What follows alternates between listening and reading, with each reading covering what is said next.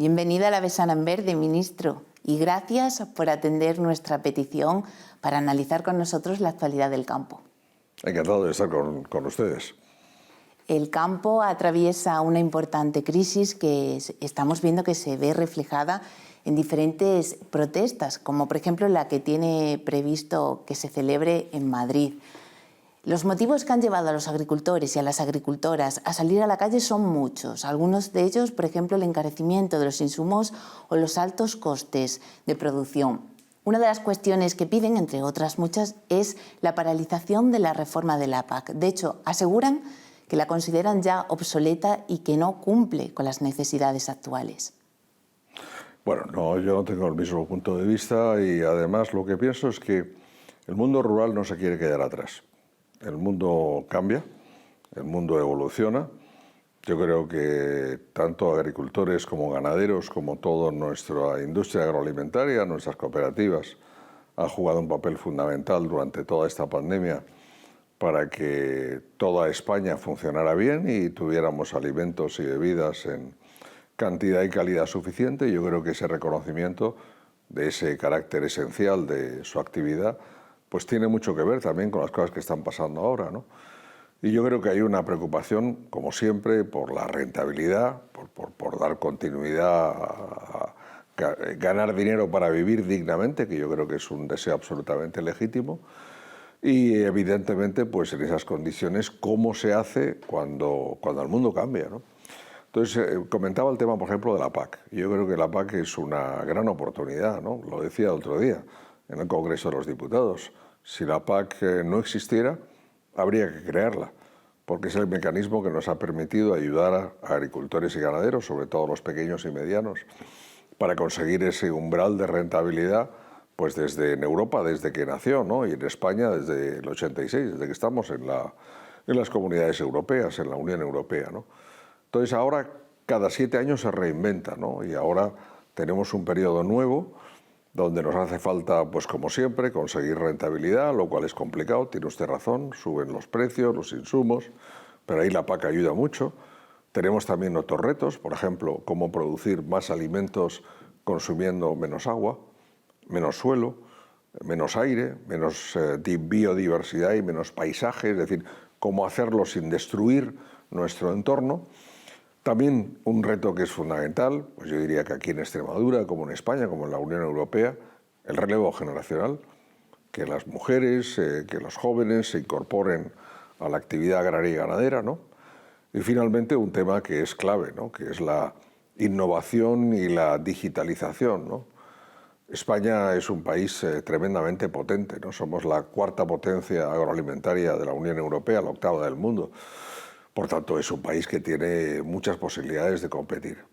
Y además tenemos unas cifras de, pues por ejemplo, el año pasado la renta producida en el sector agrario pues se incrementó en un 2,3%, que fue la segunda mayor cifra de la historia después del año 2017, 32.500 millones de producción final, tanto de agricultura como de ganadería.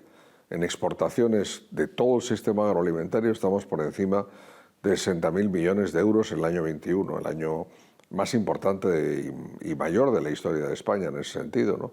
Con un balance neto, o sea, lo que hemos ganado en exportaciones de 19.000 millones. ¿Qué significa todo eso? Pues significa que somos un país potente y un país que pesa en los temas agroalimentarios. ¿Significa eso que no haya problemas? No, ni mucho menos. Y sobre todo mi especial preocupación son evidentemente esos pequeños y medianos agricultores y ganaderos que tienen más dificultades de adaptarse a todos estos cambios. Por eso creo yo que la nueva PAC es importante, la nueva PAC es una oportunidad, creo yo. Hablaremos de esos retos a los que se enfrenta el sector y hablaremos más a fondo también de la PAC, pero antes me gustaría preguntarle qué piensa de esas protestas que se están llevando a cabo. Bueno, cada una de ellas tiene una motivación distinta, ¿no? De las protestas locales o provinciales que organizan. Yo, por una parte, respeto absoluto, ¿no? Quiero decir, como ministro de Agricultura, estas protestas son habitualmente pacíficas. Cuando lo son, no hay ningún problema. A mí las únicas protestas que creo que no son aceptables son las que estamos viendo estos días, por ejemplo, de un pequeño grupo, ¿verdad?, de gente del sector del transporte que no representa al conjunto del sector de transporte y que está creando problemas y sobre todo está coaccionando y está pues, creando miedo, ¿no?, a los demás. Eso me parece muy malo. Pero todo lo que sea pacífico a mí me parece bien. Este es un país libre. Cada uno tiene que pensar su punto de vista. Lo que pasa es que es muy complicado, ¿no?, porque, por ejemplo, de una comunidad autónoma a otra, los puntos de vista no son los mismos. Incluso, ¿qué diría yo? Pues en Extremadura, quizás entre unos territorios y otros, no hay el mismo punto de vista pues sobre la PAC y sobre otras cosas. ¿Qué significa eso? Que yo creo que hay un deseo común, que es tener futuro y tener explotaciones rentables. Eso es común a todas las protestas agrícolas y yo estoy de acuerdo. Y además también hay que reconocerlo, ¿no? El mundo cambia, hay nuevos retos, hay nuevas situaciones, hay que adaptarse a ello. Y yo creo que hay que pasar de una lógica de protesta a una lógica de visión de futuro y de gestión. Ojo, con todos mis respetos para quien quiera protestar. Yo lo he dicho antes, este es un mundo libre, este es un país libre. Afortunadamente yo he sido de los que he luchado porque así fuera y por tanto cada uno puede expresar libremente sus opiniones. Pero yo soy sinceramente muy optimista de cara al futuro. Si trabajamos bien, yo creo que el conjunto del sector puede mejorar mucho sus posiciones. Y evidentemente habrá gente que cambiará de cultivo, de actividad, de planteamiento, pero en general yo creo que la perspectiva es muy positiva. Una de las peticiones que se hace desde Extremadura es ver esa necesidad de flexibilización de las políticas ambientales que propone la nueva PAC con el fin de reforzar el sistema productivo. ¿Cree usted que es posible? Yo sí que lo creo y de hecho en el Plan Estratégico Nacional de España, el que hemos enviado después del acuerdo con todas las comunidades autónomas, incluida Extremadura evidentemente, que ha tenido un papel fundamental en definir muchas cosas de ese nuevo plan estratégico que hemos enviado a Bruselas, el esquema es un esquema muy flexible. Es un esquema muy flexible desde el punto de vista de los pagos. Hay 20 regiones, somos el país de Europa que hemos hecho una mayor división del territorio nacional. Sorprende porque casi todos es un único pago, o bien pues 2 o bien 3 máximo. Nosotros tenemos 20, venimos de 50, es verdad, pero es muy importante. Tenemos 5 regiones de secano, 5 de regadío, 5 de pastos, 4 de cultivos permanentes y una singular que es Baleares. Porque Baleares, bueno, Canarias tiene el POSEI, pero es una situación singular. Y después, sobre los temas ambientales, hemos intentado a través de tanto la condicionalidad ambiental en el desarrollo rural, como sobre todo a través de los ecoesquemas, poder responder a cada una de las situaciones. Es decir, que todo el mundo pudiera tener un suplemento de ingresos de la ayuda básica a la renta a través de estos ecoesquemas que son voluntarios, por otra parte. Y desde luego todas las producciones de Extremadura están ahí. Pero digo más, tenemos por ejemplo los pagos acoplados para el tomate de industria, para el tomate de transformación, que es muy, muy importante, por mencionar un sector aquí muy presente, o los sectores ganaderos también. Y en general yo creo que hemos conseguido lo que yo creo que es importante, que es no perder el norte, es decir, que la producción, como dice la FAO, como dice Naciones Unidas y como dice la Unión Europea, tiene que ser una producción alimentaria sostenible, pero al mismo tiempo con un grado de progresividad y en la puesta en marcha de las políticas que permita que agricultores y ganaderos puedan encontrarse, ¿no?, y puedan efectivamente no perder esa rentabilidad. De todas formas, debo decir que estamos cambiando un poco la orientación de la PAC, claramente. Esta es una PAC mucho más orientada a la sostenibilidad y yo creo que hará falta mucha pedagogía, como siempre. Hará falta mucha explicación, cómo se hace este mecanismo, cómo se hace el otro, no del trabajo de agricultores y ganaderos, ellos saben mejor que nadie, pero sí cómo aprovechar las oportunidades de la nueva PAC y todo eso me parece, sinceramente como ministro, a mí me apasiona, me parece muy apasionante y sobre todo es un sector que vale la pena trabajar por él. Ministro, en los tiempos en los que estamos es imposible que no hablemos del conflicto bélico que se está desarrollando en Ucrania y de la repercusión que ya está teniendo sobre el campo. Pero antes me gustaría que comentáramos algo, y es ese temor que se está desatando entre la población, igual que ocurrió a principios de la pandemia, por un posible desabastecimiento. ¿Cree que esto puede ocurrir? Bueno, sí, el otro día los jefes de Estado y de Gobierno de la Unión Europea, incluido el presidente del Gobierno, Pedro Sánchez, estuvieron justamente en un consejo extraordinario en Versalles, hablando la semana pasada de este tema, de la autonomía alimentaria, de si teníamos suficiente producción alimentaria en la Unión Europea, y la conclusión fue claramente positiva. Por supuesto que sí que lo tenemos. Nos faltan algunas cosas, ¿no? Pues, por ejemplo, mayor producción de fertilizantes, mayor producción de energía, de proteína vegetal, pero son temas puntuales. Si miramos el resto, somos realmente pues, el mayor exportador del mundo y el mayor importador también. Pero el que sea así no significa que no haya problemas, ¿no? Porque las cadenas de suministro están muy alteradas por lo que está pasando. Esta guerra horrible, ¿no? Esa guerra inhumana, como todas las guerras, ¿no? Que está ocurriendo en Ucrania como consecuencia de la acción del señor Putin y de la invasión rusa de Ucrania. Y está afectando pues, a muchas cosas, ¿no? Por ejemplo, el mercado de los cereales, ¿no? La producción de Rusia y la producción de Ucrania son fundamentales. Entonces, en cereales es un tema muy, muy importante, ¿no? Y pues España pues también importa de Ucrania, por ejemplo, maíz, ¿no? Entonces ahora hemos buscado otros lugares de los cuales se pueda comprar el maíz que necesitamos para la alimentación animal, para la fabricación de piensos. También la semana pasada hubo ese debate sobre el aceite de girasol. ¿Qué voy a decir aquí en Extremadura o en Andalucía con el aceite de oliva que tenemos, ¿no? Es decir, tenemos grasas vegetales suficientes para cubrir todo ello. Y después, evidentemente, el precio de los fertilizantes, ¿no? Es decir, que yo creo que la situación es una situación que hay que seguir muy de cerca, con mucho cuidado. Por eso, en el Gobierno de España estamos siguiendo tan de cerca y con tanta, no solo preocupación, sino interés todo lo que está pasando. Estamos viendo una evolución de los precios. España está más o menos en la media europea de los últimos meses en precios alimentarios. Estamos justo en la media, como Alemania, ¿no? Hay países que están incrementando más, otros menos, nosotros estamos justo en la media. Pero es verdad que se están incrementando y también tenemos que evitar que haya problemas de, como usted decía, de abastecimiento. No los hubo durante la pandemia, espero que no los haya, aunque esta semana, los últimos días, hemos tenido la incidencia de estos piquetes y de estas acciones de coacción que evidentemente afectan, pero muy puntualmente, ¿no? Quiero decir, el sistema productivo tiene que funcionar y yo creo que todo el mundo está dispuesto a que funcione, ¿no? Mencionaba esos problemas para tener el suministro de cereales y de fertilizantes. Estamos hablando de dos productos que en su mercado ya estaban ajustados. Extremadura, por ejemplo, hace unos días proponía destinar la superficie dedicada a barbecho, actualmente dedicarla a la producción de maíz y de girasol. ¿Qué medidas se están estudiando en su ministerio y, sobre todo, qué necesidad hay de que estos cambios se puedan producir a medio y a largo plazo?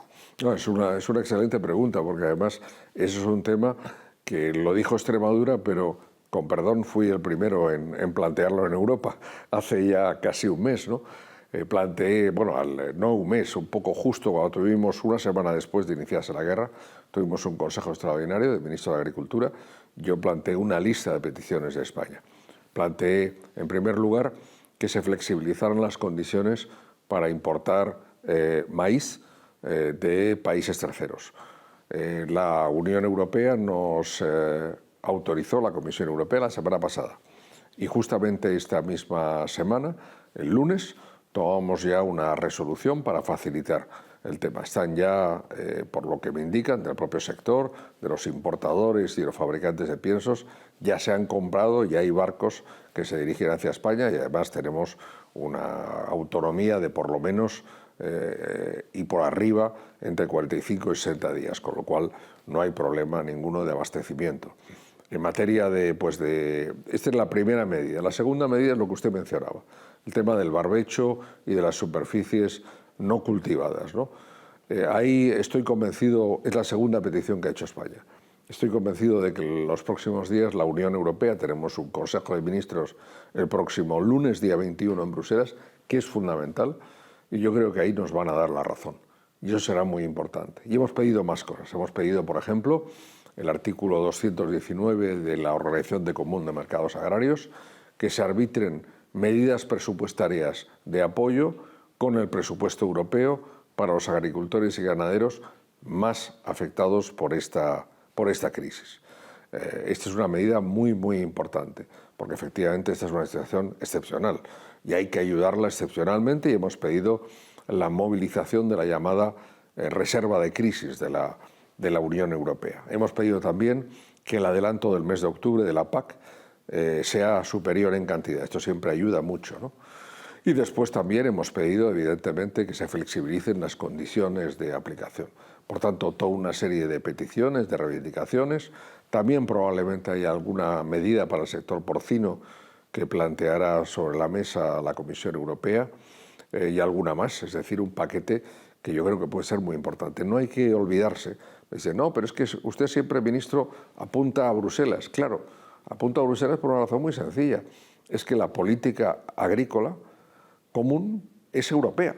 Es decir, pues hay 5 o 6 terrenos, dominios en los cuales es la Unión Europea la que le hemos transferido esos poderes. Después nosotros aquí en España aplicamos lo que nos viene bien de esa política europea de acuerdo con las normas europeas.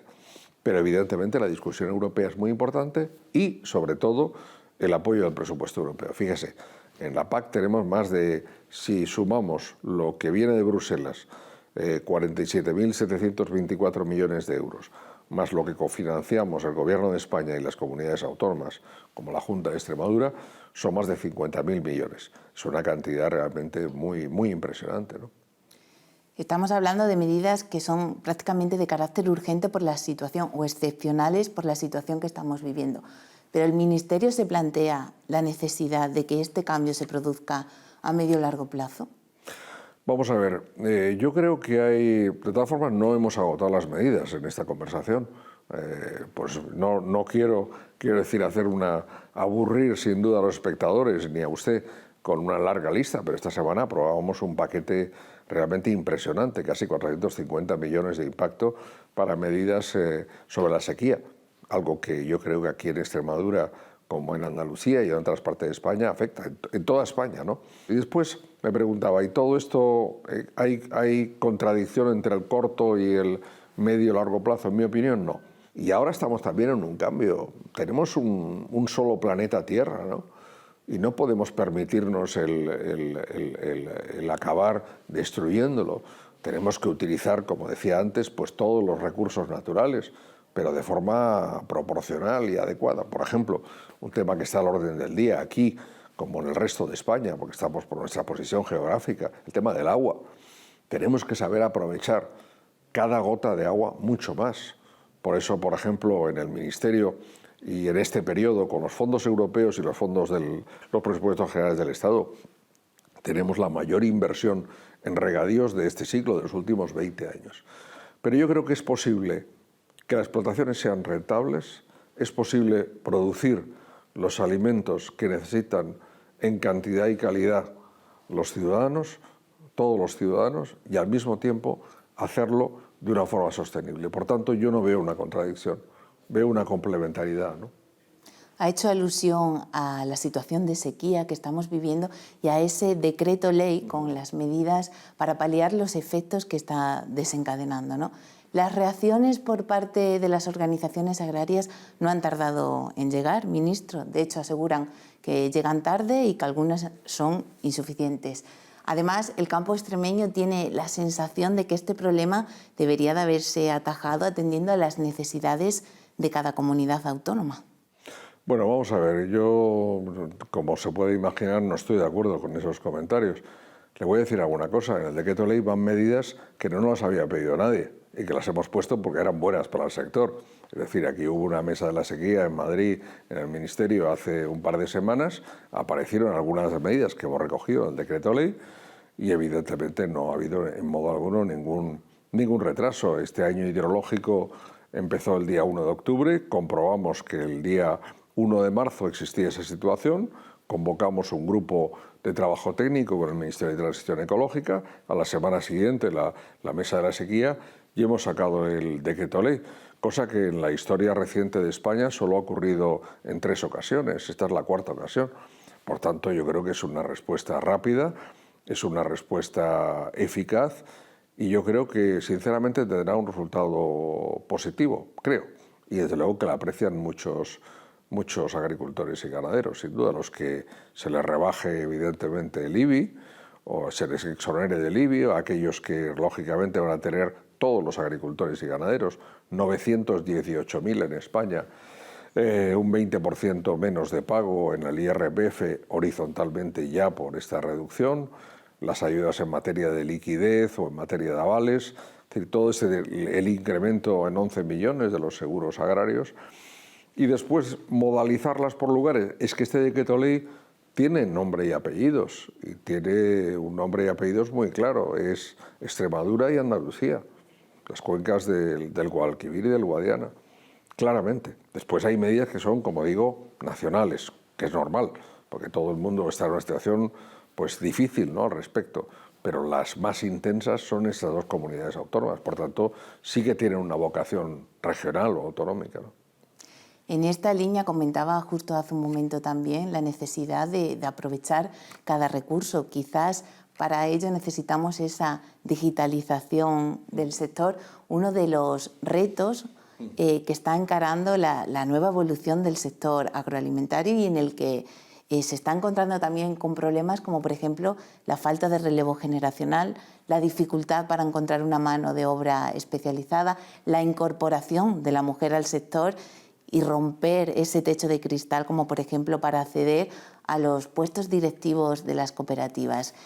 En cuanto a estas cuestiones, ¿cómo va a ayudar el PERTE agroalimentario para hacerlas más Bueno, el llevaderas? PERTE agroalimentario es efectivamente un instrumento suplementario. Hemos estado hablando mucho rato de PAC, pero no hemos hablado del PERTE. El PERTE tiene dos componentes muy importantes. El componente llamado 3, que es el que gestiona el Ministerio, son 1.051 millones, ahí está todo lo que he mencionado antes en materia de regadío, pero también está la mejora de la sanidad animal y vegetal, de los laboratorios, que es muy importante, a veces nos olvidamos de ello, también la mejora de las explotaciones y temas vinculados a la agricultura y ganadería de precisión, y después efectivamente el PERTE agroalimentario, 1.003 millones de euros, que son también un apoyo a todos los temas de la industria agroalimentaria. 96% de las industrias agroalimentarias en España son pymes, por tanto es muy importante el que sepamos repartir bien y aplicar bien los fondos, y para temas de sostenibilidad y también para temas de innovación y digitalización. Pero de todas formas, volviendo no solo al PERTE, sino a la reflexión que la comparto, que hacía usted, decía primero que el papel de la mujer es fundamental, no puedo estar más de acuerdo,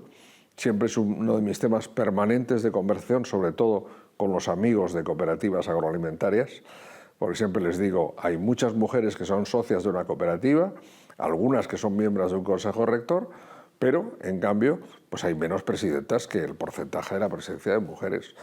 Y yo creo que cooperativas empieza a moverse y yo creo que eso es un buen síntoma, porque significa que también están evolucionando, modernizándose y respondiendo a la situación. Pero de todas formas yo tengo una expresión, no la tengo patentada, pero la utilizo mucho, que hablo siempre del triángulo mágico, ¿no?, que son, por una parte, los jóvenes, que son absolutamente necesarios. Es decir, si no hay juventud, no hay futuro. Y yo creo que ese es, si me dijera de todos los objetivos que tenemos en el Ministerio, de lo que hacemos con la PAC, con la ley de cadena, con todo lo demás, ¿cuál es el objetivo con el que se queda usted? Yo diría uno, que es darle trabajo a los jóvenes, incorporar a los jóvenes al futuro del mundo rural, porque si no, no hay futuro. Y en ese triángulo también está el agua, el buen uso del agua, el regadío sostenible, porque es sin duda el más productivo, y está la digitalización. Ahora tenemos para 2025 el objetivo en España, nuestro plan nacional, pero que también corresponde con el plan UE, de cobertura de la banda ancha en el conjunto del territorio nacional, incluyendo, por supuesto, los núcleos rurales, pero incluyendo también donde están las explotaciones y demás, porque claro, muchas veces dicen, bueno, sí, llega al pueblo, pero después a mi finca no llega. Y es verdad. Y creo que eso es fundamental, porque estamos en una economía y una sociedad conectada. Y yo creo que conectado a eso va la forma de trabajar de muchas explotaciones ahora. Por ejemplo, el hecho de que el uso del agua o los fertilizantes o los productos fitosanitarios se aplican ya directamente, por ejemplo, en el riego, y se aplican dosificándolos en función de los sensores digitales que tenemos y que muestran efectivamente cuál es la situación. O incluso, pues he visto muchas veces, ya tenemos muchas en España, pues granjas de ordeño de vacas, ¿no?, donde uno se puede encontrar que está todo prácticamente robotizado. Y en esta extensión agraria digital, que yo creo que es un poco el relevo generacional de la que tuvo lugar pues hace casi medio siglo en España, es muy importante porque va a permitir efectivamente dar ese salto. Mujeres, jóvenes, son los más capacitados para hacer ese trabajo, ¿no? Esperemos que así sea, ministro. Muchísimas gracias. Ha sido un placer. Muchísimas gracias a ustedes.